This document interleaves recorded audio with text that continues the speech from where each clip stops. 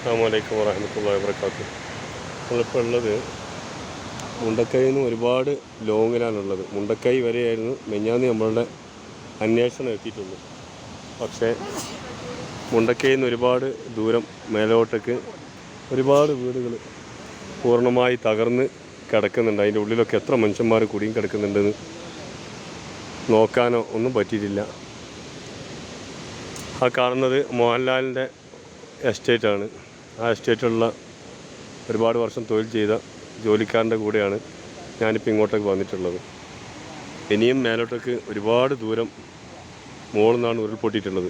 കഴിഞ്ഞ ദിവസം നമ്മൾ വിചാരിച്ച ആ ഭാഗമൊന്നുമല്ല, ഒരുപാട് ദൂരത്തു നിന്നാണ് മല അങ്ങനെ തന്നെ പൊട്ടി വന്നിട്ടുള്ളത്.